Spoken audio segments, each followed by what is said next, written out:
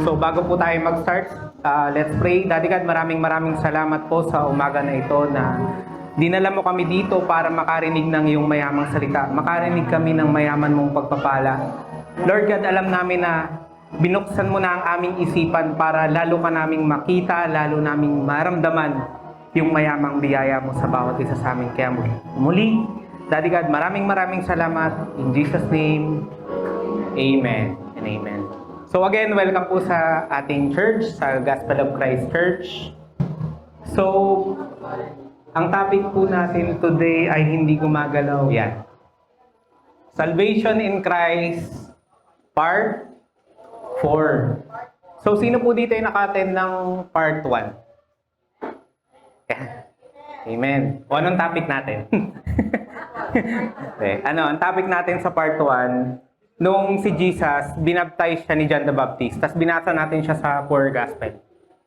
Tapos, yung Part 2, trinay natin hanapin si Jesus sa Old Testament. Kung naalala nyo, yung scene na si Moses, hinati niya yung dagat. Tapos yung Part 3, Resurrection Sunday, ako po yung nag-preach. Yun po yung crucifixion ni Jesus Christ. Yun po yung topic natin. So ito po, Part 4. So nung natapos po ako ng Part 3, nangako ako na ipapakita ko ano yung salvation sa New Testament. Kung naalala niyo po, kung naka-attend po kayo ng Part 3. So paano nga ba pinipreach ng mga apostol si Jesus? Sa New Testament sa Bagong Tipan, nung after niyang mapako sa krus, nung nabuhay na siya magmuli, paano ba siya pinipreach? Paano ba pinipreach ng tawag dito? Yung salvation. So, iba ba i-preach ni Paul yung salvation? Iba ba i-preach ni Peter yung salvation? Before po, meron pong nag-comment sa Facebook. Iba daw po yung preaching ni Paul, iba daw po yung preaching ni Peter. Ibang Jesus daw po yung sa Old Testament, ibang Jesus daw yung sa New Testament. So, sinagot ko po siya hanggang sa hindi na po siya nagre-reply. Pero, ang gusto ko, makita natin ano ba yung totoo. Diba? Ano ba yung, paano nga ba pinipreach ni Paul, saka paano nga ba pinipreach ni Peter si Jesus? Yung salvation. So, yun po yung topic ko today. So, basahin lang po natin, 1 Peter chapter 1 to chapter 12 po yan, tapos naglaktaw ako 22 hanggang 24. So, dito po iikot yung preaching natin. So, sabi dito, Peter, an apostle of Jesus Christ, to the pilgrims of the dispersion. So, ano nga ba itong pilgrims of dispersion? Ang sabi po dyan, to the strangers scattered. So, si Peter po dito, nagpipreach po siya sa mga tao na hindi niya kilala. Sa kung saan-saan lang. Sa lugar ng Pontus, Galatia, Cappadocia, Asia, and Bithynia. Hindi ako nagkamali sa pronunciation ko. So, saan nga ba yung Pontus? Saan nga ba yung Galatia? Saka yung Cappadocia? Pag sinearch nyo po yan, lahat po ng lugar na yan nasa Turkey. Old Turkey po yan. Tapos Asia, syempre yung Asia po yung nasasakupan natin. Then Bithynia, Romania po, Romans po yan. Sa Rome po yan. Yung lugar na yan. So, hinanap ko lang po yung mga lugar. So, si Peter po, nagpipreach siya sa mga iba-ibang tao, sa mga halo-halong tao na mga Hudyo. Elect according to the foreknowledge of God, the Father, in sanctification of the Spirit, for the obedience and the sprinkling of the blood of Jesus Christ. So again, si Peter po, ang setup po dito, nagpipreach po siya sa mga Hudyo. Sabi niya sa verse 3, Blessed be the God, our Father, Father of our Lord Jesus Christ, who according to His abundant mercy. So, paano po ba natin ini-interpret yung mercy? Sa practical sense. Paano nyo po ini-interpret yung mercy? Minsan, ini-interpret natin yung mercy na naawa ka, wala ka lang dahilan. Wala lang, naawa ka lang. 'Di ba? Naawa ka dun sa isang tao pero wala ka naman talagang dahilan. Pero wala pong insignificant sa Bible pag sinulat sa Bible. So, kinuha ko po siya sa text, sa original text. Ang original text po niyan, eleos. Kindness of or goodwill towards the miserable and the afflicted, which is tayo. Yung kagandahang loob ng Diyos dun sa atin, sa miserable natin na kalagayan ng tao, dahil po yung tao, nalugmok mo siya sa kasalanan, namatay po siya, joined with the desire to help them. So yun po yung meaning ng mercy dyan. Yung desire ng Diyos na alisin niya tayo sa kasalanan. Alisin niya tayo sa kamatayan. Yung mabuting kalooban ng Diyos. So nagigets po ba? Nasusundan pa po ba ako? Yan. Tapos sabi dyan, has begotten. So ano po ba yung begotten? Ana henyaw. To have one's mind changed so that he lives a new life and one conform to the will of God. So, sabi dyan, dahil sa awa ng Diyos, dahil sa pagmamahal ng Diyos, gusto niya tayong kunin sa ating mga kasalanan. So, has begotten para magkaroon tayo ng change of mind. Pagbabago ng kaisipan at maglakad tayo to the will ni God. As again, a living hope through the resurrection of Jesus Christ from the dead. So yung kahabagan loob ni Lord, ni God the Father, pinaramdam niya yon sa resurrection ni Jesus Christ. Sa one sacrifice ni Jesus Christ. Yun yung way niya para kunin tayo doon sa ating mga kasalanan. Malinaw po ba? Linaw. To an inheritance. So sabi dyan, may in-inherit tayo. Pag sinabi nating inheritance sa Tagalog, meron tayong minana. Meron tayong minana. Dahil sa death, burial, and resurrection ni Jesus Christ, meron tayong minana. Nasusundan pa po ba? Na yung minana natin na yon, hindi siya nabubulok, incorruptible, undefiled, and does not fade away. So hindi na siya nawawala. Kung ano yung minana natin kay Jesus Christ, hindi na po yun nawawala. Pero take note po, begotten po, nagbago tayo ng isip, nanampalataya tayo kay Jesus Christ, kaya nakuha natin yung mana. Maliwanag po ba yun? Reserve. Ano pong original text ng reserve? Tereo. To attend, to carefully take care of. Sorry, napakaraming verse, pero no, sorry. Gusto ko kasi, basahin natin siya buo. Kasi kapag kinuha ko lang siya isa-isa, in-explain ko, maliligaw tayo. So, pag sinabing reserve, for example po, sa restaurant,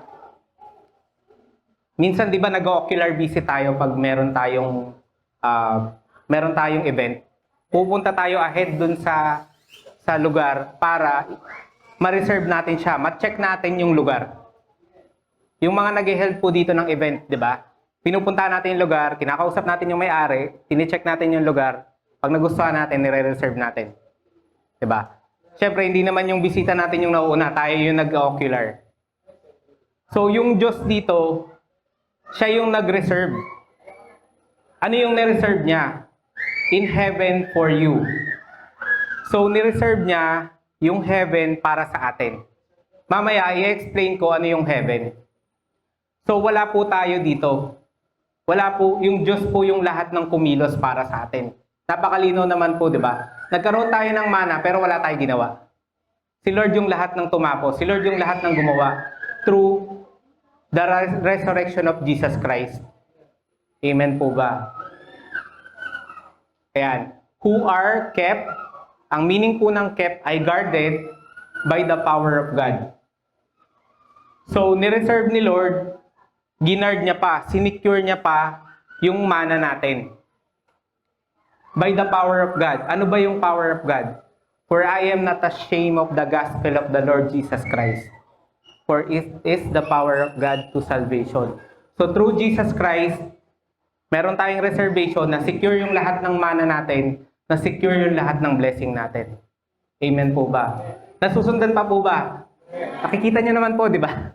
Nasusundan naman po natin yung basa. Kasi mahirap pong mag-preach kapag walang binabasa eh.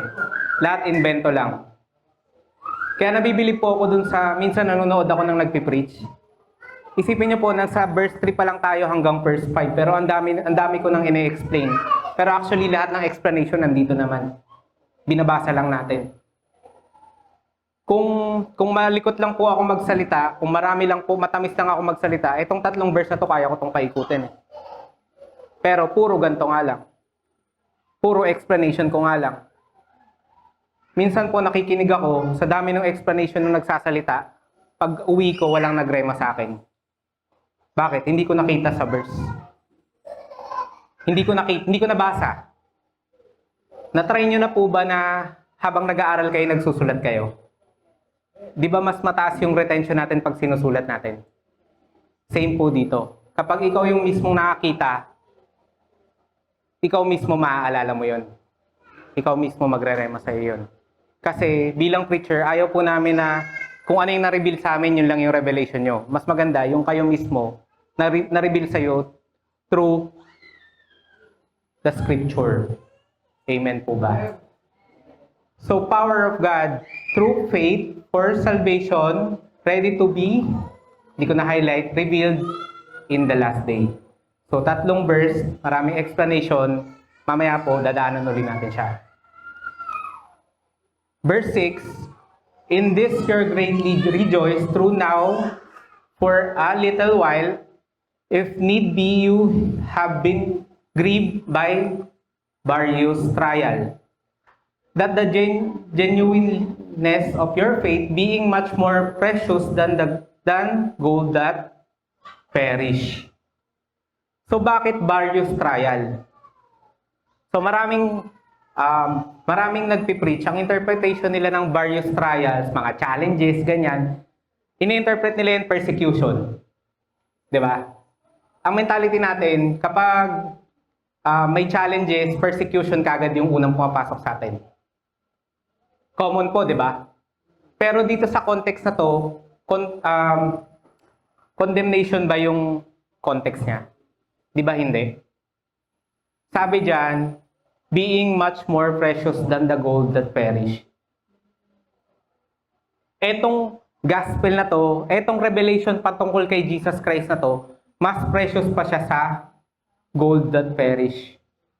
So, minsan po, isang nagiging trial natin bilang Christian, nagiging sobrang komportable natin sa blessing. Minsan, nawawala na tayo dun sa church. Minsan, nawawala na tayo sa gospel kasi komportable na tayo eh. Komportable na tayo sa buhay natin. Nakahiga tayo sa kama. Actually, may mga Kristiyano na hindi atin kasi umuulan. Kasi ang sarap ang matulog eh. Siyempre, hindi kayo yun kasi nandito kayo, di ba? Bumawi. Pero, maraming Christian nakapokus na sa gold. Nakapokus na sa financial provision. Financial blessing.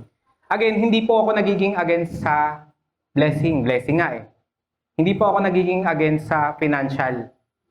Wala pong problema sa financial basta si Jesus yung priority mo eh. di ba? Hindi yung pera yung una. Kasi nagpe-perish yan. Amen po ba? So kung yun lang yung focus mo, kaya ka nang dito sa church, gusto mo lang pagpalain ka, sasabihin ko sa'yo, pinagpala ka na. Kailangan mo lang marinig si Jesus. Kailangan mo lang makita si Jesus. So wag yung pera yung maging motivation mo. Ang maging motivation mo, makita si Christ. Kasi pag nakita mo si Christ, yung gold na hinahanap mo, i-add na lang yan sa'yo. So bakit may mga non-believer, mayayaman sila? Diba? Tapos ako, ganto. Believer naman ako. Nakikita niyo po ba yung point? Isipin niyo po, mas valuable yung pinag-uusapan natin na salvation. Mas valuable yung na-receive natin na inheritance kay Christ kaysa sa gold. Though it is tested by fire, may be found to praise, honor, and glory at the revelation of Christ. Again, mas precious pa sa gold Mas precious pa sa kahit anong kayamanan yung meron ka kapag na-reveal sa iyo si Christ. Kahit nasaan ka pa po, kahit anong estado ng buhay mo, kapag na-reveal sa iyo si Christ, wala ka na pong, yan po yung the best na kayamanan na meron ka. Amen po ba? Nasa verse 7 na po tayo, nasusundan pa rin po ba? Binabasa ko lang naman, di ba? Binabasa lang natin. Minimeditate natin. So verse 8, whom having not seen you love, though now you do not see him yet, believing, you rejoice with joy inexpressible and full of glory, receiving the end of your faith. Yan, receiving. So, naniwala tayo kay Kristo kahit hindi natin siya nakikita. Amen po ba? Naniniwala tayo. Naniniwala tayo sa inheritance natin. Naniniwala tayo dun sa lahat ng sinabi dun sa previous verse. So, dahil naniniwala tayo sa death, burial, and resurrection ni Jesus Christ, with receiving, ano po bang meaning ng receiving? So, syempre, kung itatranslate natin siya, matatanggap mo. Something Tagalog. Pero pag tinignan natin siya sa original text, ang sabi diyan, commisio. To carry, bear, bring to carry away for oneself, to carry off what is one own, to bring back. To bring back.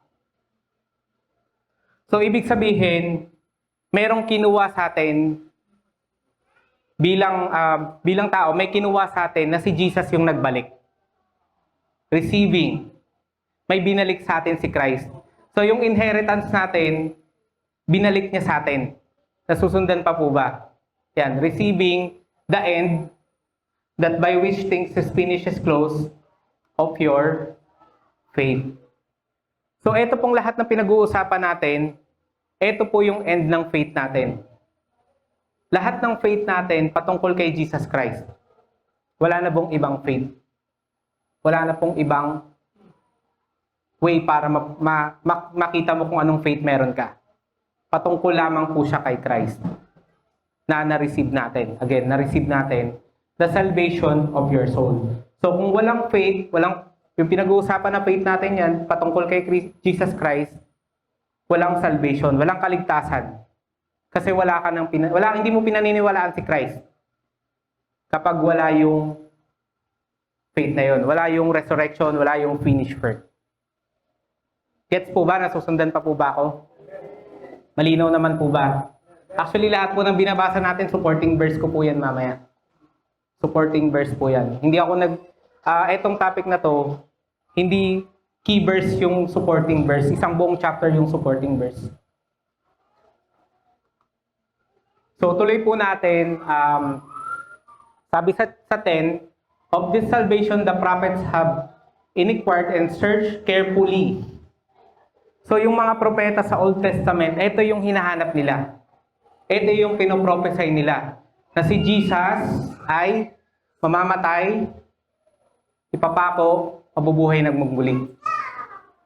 Who prophesied of the grace. Tapos sabi dyan, that would come to. Actually po, yung word na that would come to, wala po talaga yan sa original. Kaya po naka-italic siya. Ang nasa original po, grace unto you. So yung grace po, nasa sa atin na. The moment na we believe in Christ, yung grace, nasa sa atin na. Ano po ba yung grace? Undeserved, unmerited favor of God. Take note po, yung grace po, lagi po siyang na-misinterpret sa financial din. Paano? By grace naman ako dapat pinagpala na ako. Dapat blessed na ako. By grace naman nagiging katwiran na po natin yung grace. Pero, kung babalikan nga po natin yung buong context, ang context lang po niya ni salvation. Yung grace po dyan, ginamit siya para sa salvation, hindi para sa financial. Amen po ba? So sabi dyan, the grace unto you. Yung grace na nasa atin na. Searching what is or what manner of time the Spirit of Christ, who was in them, was indicating when He testified beforehand the suffering of Christ and the glories that would follow. So sabi diyan, yung mga propeta, pinoprophesy nila na si Jesus, pahihirapan siya. Si Jesus ipapako siya, mamamatay siya para sa ating lahat. Para lahat ng glory na meron siya, yung inheritance, ibigay niya sa atin. Malinaw po? Malinaw po. To them, it was revealed that not to themselves, but to us they were ministering the things which now have been reported to you, to those who have preached the gospel to you by the Holy Spirit sent from heaven, things which angels desire to look into. Hindi po ba masarap na blessing yon? Isipin niyo po yung mga anghel sa langit, naiinggit sila sa atin. Kasi sila, dinedesire lang nila sa atin, nasa sa atin na. Inside us na. God is in us. Jesus is in us. The Holy Spirit is in us. So, hindi po dahil sa special tayo. Take note po, hindi po dahil yung Gospel of Christ, special po siya, kaya meron tayong ganito. Dapat po ito para po sa lahat ng tao. Kaya nga po natin siya sinishare eh. Kaya nga po tayo nagpipreach dito kasi hindi tayo special. Isa rin po tayong tao na na-capture lang ng gospel. Tapos marami pa pong tao yung dapat nakakaalam nito. Amen po ba? So gospel to you by the Holy Spirit. So si Holy Spirit po yung nagpa-kita sa atin kung ano ba yung meron tayo kay Christ. Amen po ba? So kaya natin naiintindihan yung verse, kaya naiintindihan natin through the Holy Spirit, nililid niya po tayo. Amen po ba? So nag-jump po ako from verse 12 to 22, since you have purified your soul in obeying the truth, through the Spirit and sincere love of the brethren, love one another fervently with a pure heart, having been born again, not of corruptible seed, but incorruptible, through the Word of God, which lives and abides us. Who is the Word of God? Christ. And the Word became flesh and dwelleth amongst us. Abides forever. Abides in us. Amen? Amen. Because all flesh is as grass, and all the glory of man as a flower of the grass withers, and its flower falls away. But the word of the Lord endures forever. Now this is the word which the gospel was preached to you. So ano pong sinasabi dito? Please, pakitandaan po itong last verse. Meron po siyang meaning mamaya. Babalikan po natin siya mamaya. So sabi dyan, lahat ng glory ng tao, lahat ng may pagmamalaki natin, lahat ng maiyayabang natin sa Diyos, lahat yon nag-wither away. Lahat yon corruptible. So ibig sabihin, wala tayong may pagmamalaki kay Lord. Wala tayong may pagmamalaki kay Christ. Lahat po ng nagagawa natin, lahat po ng mabubuti nating gawa, lahat po yan nag-wither. Glory. Mabubuting gawa. Ngayon, kung nakita mo si Christ, nakita mo yung magkabutihang loob ng Diyos, reflection na lang po yung nagagawa natin. Again, reflection na lang po yun ng kabutihan ng Diyos sa buhay natin. Amen po ba? Hindi ko sinabing huwag kayong gumawa ng mabuti. Ang sinasabi ko lang po dito, huwag niyong sasandalan yon, huwag niyong pananampalatayanan na dahil mabait kayo, dahil ganito yung nagagawa niyo, ibig sabihin ligtas kayo. Again, context po ng kaligtasan yung binabasa natin. So, lahat ng may pagmamalaki natin, hindi siya yung way ng kaligtasan natin. Amen po ba? So, yan po yung key, yung verse, yung 1 Peter, yan po yung lahat ng supporting verse ko. Sabi ko nga po, supporting verse. Lahat ng binasa natin, introduction ko. Kaya, himayin natin siya. Kasi napakahaba eh. Di ba? Ang daming revelation eh. Di ba? Kaya nga hindi ko maintindihan paano sila nagpipreach, di ba? Ang dami-dami nung chapter, ang dami-daming revelation. Ang dami-daming pwede mong kunin, pero ang dami-daming talak. Di ba? So sabi doon, His, pertaining to God the Father. Abundant mercy. So si God the Father, marami siyang mercy. Yung abundance po dyan, many. Abundant mercy, kindness of God will towards the miserable and afflicted join with the desire to help them. So sa kabutihang loob ng ating Diyos, sa kabutihang loob ni God the Father, sa lugmok na kalagayan ng tao na namatay sa kasalanan, dinedesire niya na alisin tayo doon. Sa kabutihan niyang loob. Begot, to have one's mind changed that he lived a new life. So gusto ng Diyos, pag kinuha niya tayo doon, mag-walk tayo doon sa gusto niyang will, doon sa will of God. Ano po ba yung will of God? Believe the one He sent. So kailangan nating paniwalaan kung ano or sino si Jesus Christ. Yun po yung will ni God the Father. Resurrection of Christ from the dead. So yun yung gusto ng Diyos, yun yung will ni Father, na paniwalaan natin yung resurrection about Jesus Christ. Lahat po ito nadaanan natin kanina, no? Clarify ko lang na hindi ko siya basta sinulat lang dyan. Yan po yung nilalaman ng buong chapter. Kini-point ko lang po kasi masyadong marami.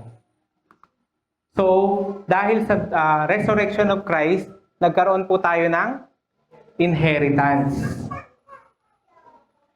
Na hindi na incorruptible and undefiled and that does not fade away. So, pag nakuha na natin, pag nanampalataya kay Jesus Christ, hindi na po maaalis sa atin yung inheritance na yun. Incorruptible na po siya. Reserve. So, yung example ko nga po kanina, yung pag pumupunta po tayo sa isang lugar, nag-ocular visit tayo, nire-reserve natin yung place para yung mga bisita natin, meron silang place. So, ganun din po yung Diyos sa atin. Nireserve niya na po yung heaven para sa atin. Nireserve niya po lahat ng blessing para sa atin. Wala po tayong ginawa. Kept, nireserve niya na, ginard niya pa through the power of God. Again, gospel of Christ. Yun yung power of God through faith for salvation. So the moment na pinanampalataya na natin yung death, burial, and resurrection ni Christ, yung power of God, yung gospel of Christ, meron na po tayong salvation. Gets po ba? Malinaw po ba? Mas malinaw po ba nung kini-point ko kasi masyadong mahaba po, no? Amen. Mas malinaw. So, tuloy po natin. Various trial, the genuineness of your faith being much more precious than gold that perish. So, marami pong Christian, kapag nare-receive na yung blessing nila, kapag nare-receive na yung pagpapala nila, nagiging hindrance pa yun yung pagpapala. Para mawala sila dun sa pananampalataya nila. Kasi nakatingin na sila sa pera, sa blessing. Tingin na sila sa blessing.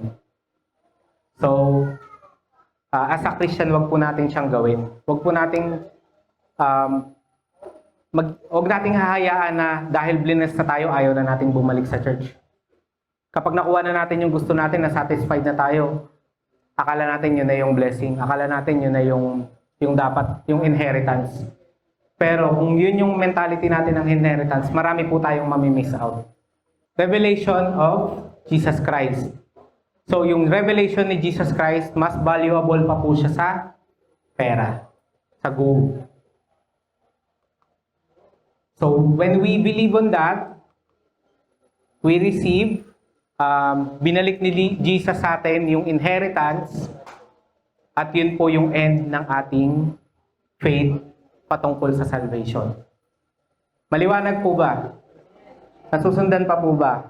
Yan. Salvation, the prophets have inquired and searched carefully suffering of Christ and the glories that would follow, preaching the gospel to you by the Holy Spirit sent from heaven, things which angels desire to look unto. So yung salvation na yan, yung inheritance natin, yung suffering ni Christ, and glories na meron tayo ngayon, the moment na nanampalataya tayo, yun po yung ginay tayo ng Holy Spirit para ma-receive natin yan. At yung glories na yan, yung pagpapala na yan, yung blessing na yan, dinideserve po yan ng mga angels. So, pinagpala po tayo. Amen po ba? Tapos nasundan naman po ba yung buong chapter?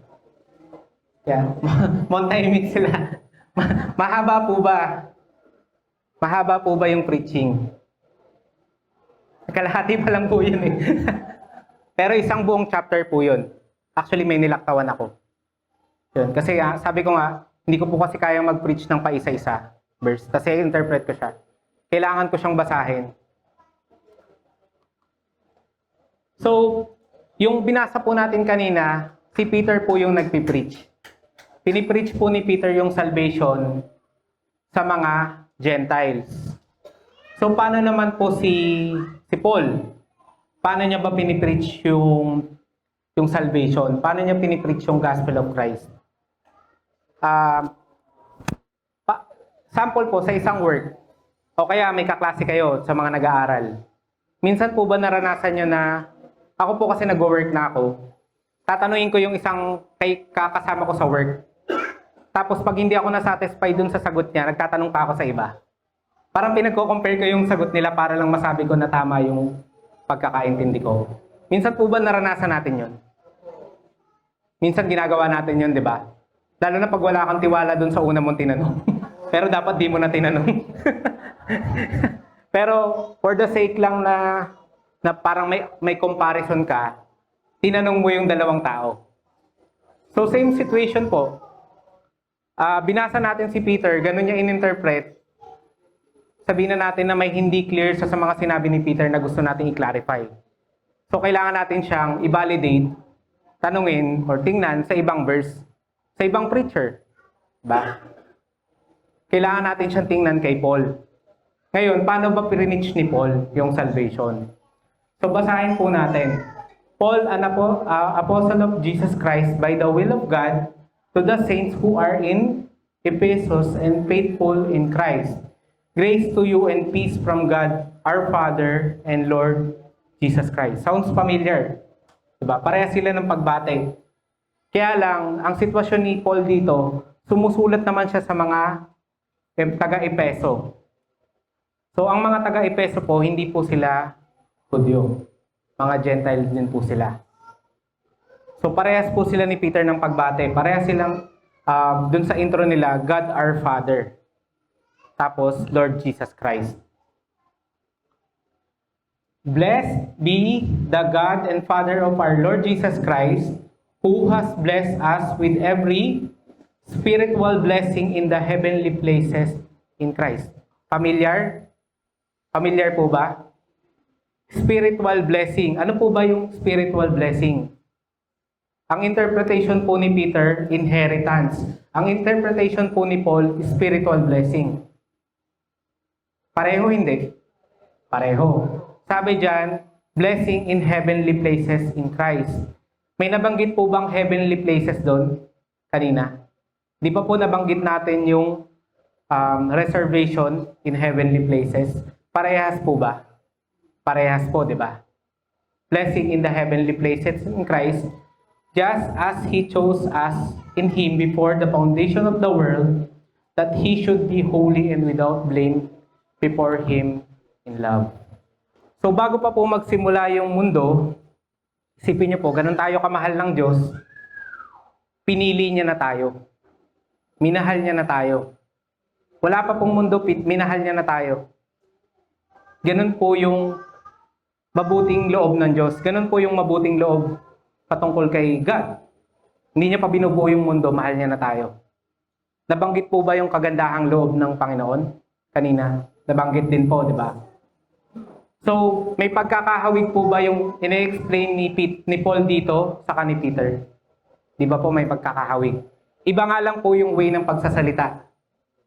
Iba lang po yung way ng pagkaka-deliver. Siyempre, hindi naman po pwede na yung parehong yung magkaibang tao parehas ng pagsusulat. Parehas ng kung paano nila ina-express yung mga sarili nila. Having the predestined us to adopt adaptation of as sons by Jesus Christ to Himself, according to the good pleasure of His will, to the praise and glory of His grace, by which He made us acceptable in the Beloved. So sabi kanina, yung good pleasure dyan, sabi dyan, desire to help them. Diba? Yung mercy, desire to help them, same po siya sa pleasure of His will. Good pleasure of His will. Magkaparehas po ba yung pleasure sa desire? May pagkakahawig po ba? May pagkakahawig po, di ba? Magkaibang salita, pero may pagkakahawig. Depende lang kung paano mo gagamitin, pero in context, magkaparehas sila. Amen po ba? Gets po ba? Nasusundan pa po ba ako? Masyado po bang mabilis? Masyado po bang marami? In Him we have redemption through His blood, the forgiveness of sins, according to the riches of His grace, by which He made abound towards us in all wisdom, prudence. So sabi dyan, abundant mercy, riches of His grace. So parehas po ba yung riches sa abundance? Parehas po, di ba? Riches sa abundance, ibig sabihin marami. So maraming goodwill. Yung goodwill dyan, same ba yun sa grace or hindi? Actually, same yung kindness, goodwill sa grace. Tapos sabi dyan, in all wisdom and prudence. To have one mind change, yung bigatin, sabi dyan, para baguhin yung mentality natin. So, binago ng Diyos yung mentality natin, binigyan niya tayo ng wisdom para baguhin yung mentality natin. So, same po ba yun dun sa all wisdom and prudence? Pareho po. Clear po ba? Nasusundan pa po ba yung ina-explain ko? Sabi ko nga po, supporting verse ko po yung kanina. So, lahat po ng babasahin natin sa Ephesians, ibabangga po natin siya sa Peter para po makita natin kung ano yung revelation nila pareho. So, sabi sa verse 9, having made known us to the mystery of His will, according to His good pleasure which He purposed in Himself.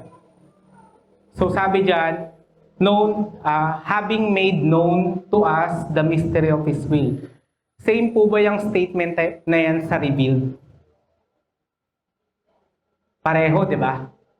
Yung mystery, yung hindi natin alam, ni-revealed sa atin. To them, it was revealed that not themselves. Tapos, sabi dyan, the gospel to you by the Holy Spirit sent from heaven, things which angels desire to look unto. So, again, ni-reveal sa atin yung gospel through the Holy Spirit. Yung mystery of His will. Ni-reveal sa atin through the gospel of Jesus Christ. Clear po ba? May humihikab na. Malalim po ba? Malalim po ba yung explain ko? Clear naman po ba? So baka oo lang kayo ng oo, hindi nyo naman nagigets. Kaya po dadaan-daanin ko kung mabilis. Pero pinapakita ko po yung verse, I believe na binigyan na po tayo ng wisdom ni Lord para i-meditate. Pwede nyo po i-take down note, tapos i-meditate po natin sa bahay. Pero ayan, again, binabangga lang po natin kung ano yung meron kay Paul saka meron kay Peter. Sabi sa verse 10, that in dispensation of the fullness of time, the times, He might gather together in one all things in Christ, both which are in heaven and which are on earth in Him. So, lahat po ng authority from heaven and earth, through one sacrifice ni Jesus Christ, nung nabuhay na siya magmuli, lahat po binigay niya kay Jesus Christ. Clear naman po. Ang dami na pong teaching about this one. Marami na pong naging teaching. Marami na pong naging katuruan patungkol dito. Hindi ko na po siya masyado elaborate. In Him also we have obtained the inheritance, being predestined according to the purpose of Him. So sabi dyan, inheritance. So naaalala po ba natin yung inheritance kanina? Through the resurrection of Christ, nagkaroon tayo ng inheritance. incorruptible inheritance. Being predestined, hindi ko na pala na-jump. Pero again, inheritance. Ano yung inheritance? Spiritual blessing. Na-obtain natin through Jesus Christ. Pareho, di ba? Hindi lang inelaborate ni Paul, pero sabi niya in Him. So yung in Him po dyan, si Jesus Christ po yan. Capital H. Clear po ba? Pareho po ba? Pareho po. That we who first trust in Christ would be the praise of His glory. First trusted in Christ. In Him you also trusted after you heard the word of truth, the gospel of your salvation, in whom also having believed you were sealed with the Holy Spirit of promise. So balikan po natin yung 1 Peter verse 22.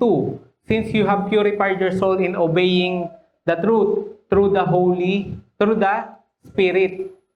So, obeying the truth means we trust Christ. Yung word of truth, we trust the word of truth through the Spirit. Ang sinabi pong Spirit dyan, same po siya sa Holy Spirit of promise. Nakikita po ba? Nako-compare po ba natin? Pero ayan, sabi dyan, the Spirit, same po siya sa Holy Spirit of promise, having been born again, not of corruptible seed, but incorruptible through the Word of God. Who is the Word of God? Jesus. Which lives, abides forever.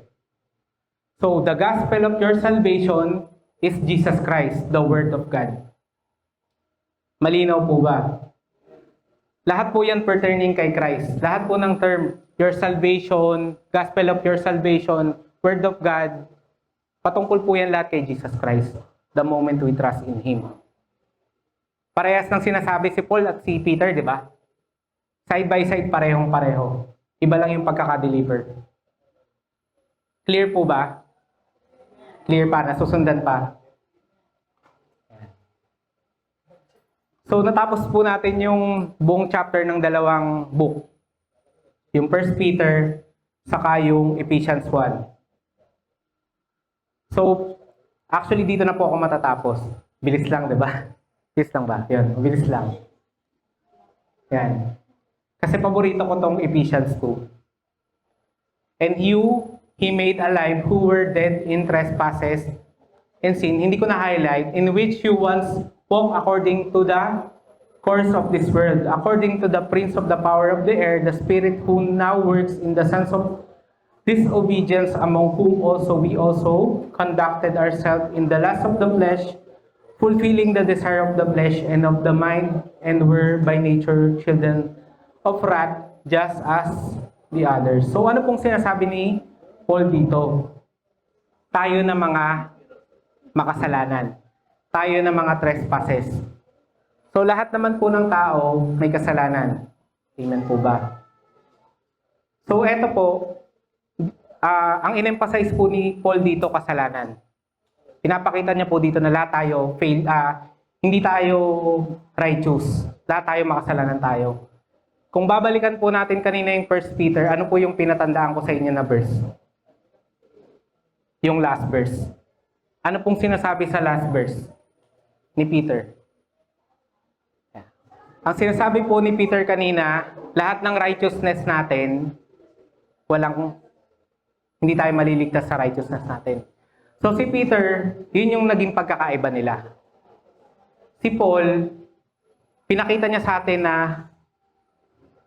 hindi tayo righteous kasi makasalanan tayo. Si Peter naman, si Paul yun yung makasalanan tayo. Si Peter naman, kahit anong kabutihang gawa natin, kahit anong righteousness or magandang loob yung ginawa natin, lahat ng glory na meron tayo, hindi yun papasa sa Diyos.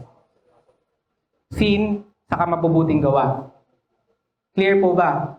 Sin at mabubuting gawa. Kahit saan po tayo pumunta doon, lahat po tayo failure. Lahat po yun, hindi yun magsasalba sa atin. Yung sin nga, kaya nga tayo naging namatay eh. Kaya nga tayo kailangan i-save ni Jesus Christ kasi lahat tayo makasalanan. At akala nung mga Hudyo, dahil sa mga maubuting gawa nila, dahil sa mga kautusan, akala nila masisave sila. Pero hindi. Doon po yun yung pinagkaiba nila. Compare and contrast. Kapag nagbabasa po tayo ng Bible, part ng validation natin, yung nagko-compare tayo, part din po ng pagbabasa natin yung nagko-contrast tayo. Kasi dun sa contrast, mas marami pang magiging revelation eh. Mas marami pa tayong makukope up na hindi na-capture ng isang writer. Amen po ba? Nagigets po ba yung sinasabi ko? But God, who is rich in mercy because of His great love, with which He loved us, even when we have dead in trespasses, we made us alive together with Christ. By grace you have been saved. Again, context ng grace, salvation. Ang context ng grace, pagpapala ng kaligtasan. So, ang business po ng church na to is magligtas ng tao. Hindi po natin, hindi po sa ayaw naming pagpalain kayo. Pero ang top priority po natin, ang sabi nga po natin, end of faith is salvation. Makapagligtas tayo ng tao. Amen po ba? So kaya po natin ginagawa yung live streaming. Kaya po natin ginagawa yun kasi hindi po kayo yung audience nun. Ipapaalala ko lang po. Hindi po kayo yung audience nun. Ngayon, kung halimbawa may time talaga na nag-abroad kayo or something na may ginawa kayo na hindi talaga kayo makaka-attend ng Sunday, nagka-work kayo bigla, that's the time, yun yung purpose ng live stream. Pero ang purpose talaga nun, para i-share natin siya sa hindi nakakaalam ng gospel. Ang purpose talaga nun, para maabot natin yung mga tao na wala pang idea patungkol kay Christ. Amen po ba? So sabi sa 1 Peter, yun, again, riches of mercy, abundance of mercy, pareho. Pareho yan. Begotten as, again, to living hope through the resurrection of Christ. So nagkaroon tayo ng hope, nagkaroon tayo ng pag-asa sa lahat ng ating miserable and afflicted, yung dead in trespasses. Pareho po ba yan sa miserable and the afflicted? Pareho po yan. Through Jesus Christ. So nagkaroon tayo ng resurrection in Christ. By grace, you have been saved. Amen po ba? And raised us up together and made us sit together in the heavenly places in Christ. Yan po yung ina-explain ko kanina. Heavenly places. Reserve. Yung reserve po dyan, pareho po ba yan sa raise up together? Saka made us sit together. In context, ni-reserve sa atin yung heaven for you, which is heavenly places in Christ. Nagigets po ba? Patahimik na sila. Pareho po ba yung reserve, saka reserve in heaven for you, saka raise up together, made us sit together dun sa heavenly places? Pareho po, di ba? That the ages to come, He might show the exceeding riches of His grace in His kindness towards us, Christ Jesus. So, His abundant mercy, yun nga, through the resurrection of Christ, yung goodwill. Ito na po yung paborito ko na verse, at dito na po ako matatapos.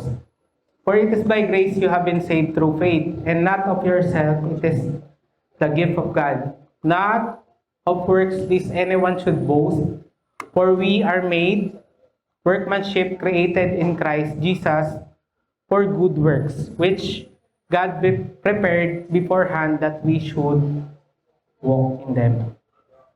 Sabi ko nga po, paborito ko tong verse na to kasi kapag nababasa ko to, dito ko nakikita na hindi ako karapat-dapat. Dito ko nakikita na wala akong kayang gawin para iligtas yung sarili ko. Pero si Lord, sobrang bait niya. Sobrang mapagmahal niya na siya yung gumawa ng lahat ng kaligtasan ko. Siya yung gumawa ng paraan para i-save ako. Kapag binabasa ko to, yun, napipil ko na secured ako. Kasi si Lord yung mismong kumilos, hindi ako. So So pag si Lord yung kumilos, ibig sabihin totoo. Ibig sabihin secured. Ngayon po, kung binasa ko lang po sa inyo tong Ephesians 2:8 hanggang 9, commonly, binabasa siya ng maraming preacher. Tapos hindi natin dinaanan yung Peter saka yung Ephesians 1. Sa tingin niyo po ba ma-appreciate niyo yung grace na yan? Sa tingin niyo po ba maiintindihan niyo siya kung paano niyo siya naiintindihan nung binasa natin yung chapter 1? Kasi kinuha lang and explain.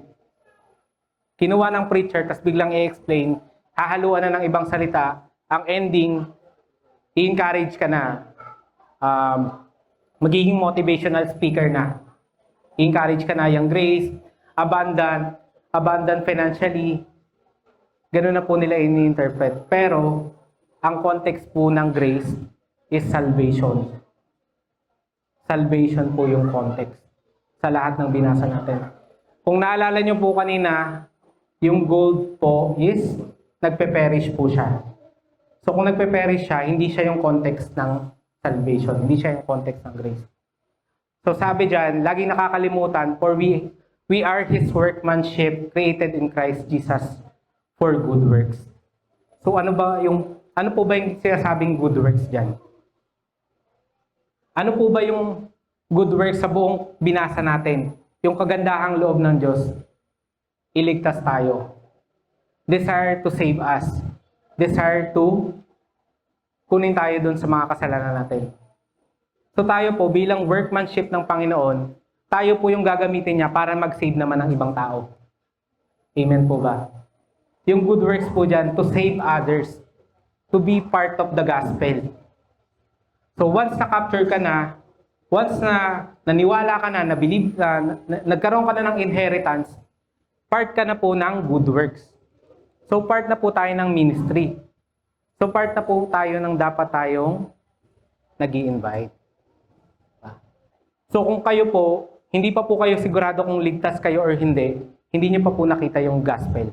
Hindi niyo pa po nakita si Jesus Christ. Kasi sa lahat po ng dami ng binasa natin, lahat po yun guaranteed na, kept, diba? Kept, preserved, sinecure na ng Panginoon para po sa atin. So ano pa pong doubt? Para sa masabi mong hindi ka saved. Kulang pa po ba yung sinulat ni Peter? Kulang pa po ba yung sinulat ni Paul para lang makita mong saved ka na? Ilan pa po ba yung gusto nyo magsulat para lang masabing saved kayo? Diba? So hindi tayo titigil na save lang tayo, gusto rin nating mag-save ng iba. Amen po ba? So, yun lamang po. Salvation in Christ, Jesus, part 4. So again, ang declaration is save na kayo. Ang declaration is meron na kayong inheritance, meron na kayong pagpapala, meron na kayong lahat-lahat ng provision sa buhay. Kung ano man po yung gusto nyong ma-achieve, it's already done. It's already provisioned. Wala na po tayong magiging doubt. So, let's pray. Daddy God, maraming salamat po sa abundance of grace, abundance of salvation na meron kami sa aming buhay, Lord God. Alam namin, Lord God, na hindi kami ligtas dahil sa aming magagawa. Hindi kami maliligtas dahil sa aming mga pagsasalansan. Alam namin na kami ay ligtas dahil lang sa lahat ng sakripisyong meron kami. Meron ka, ginawa mo para sa amin. Sa lahat ng sakripisyo ni Jesus sa krus. Sa lahat ng tinapos niya sa krus. Daddy God, maraming salamat sa pag-ibig mo. Maraming salamat sa walang sawang pagmamahal mo sa amin na hindi namin masukat, hindi namin hindi maintindihan ang aming utak. Pero ikaw yung nagpaunawa sa amin dahil lamang sa pag-ibig mo. Daddy God, maraming salamat po sa buhay ng bawat isang nandito. Alam namin, Lord God, na na-capture kami ng mayaman mong biyaya, na-capture kami ng good works, Lord God, ng mabuti mong kalooban para maging pagpapala sa iba. Alam namin, Lord God, na bawat isa sa amin ay gagamitin mo upang magsama ng taong uhaw na uhaw sa iyo. Gagamitin mo para maraming tao pa yung masyaran ng gospel, masyaran pa ng ministry, masyaran pa ng mayamang tinapos sa krus. Alam namin, Lord God, na bibigyan mo kami ng patuloy na eagerness para matuto, at magiging successful lahat ng event namin dito sa church. Lord God, para sa darating na aming discipleship, Lord God, alam namin na bawat isa sa amin ay in-encourage mo na para maunawaan yung salita mo, para maunawaan yung mayamang tinapos ni Jesus. At Lord, para sa darating na Jesus Explosion, alam namin, Lord God, na pupunuin mo ng maraming tao, maraming tao na uhaw, nagigil dun sa mayaman mong tinapos, Lord God. At bawat isa sa amin ay may uuwi at ma-share yung mayaman mong tinapos. Kaya muli, maraming salamat. In Jesus' name, Amen.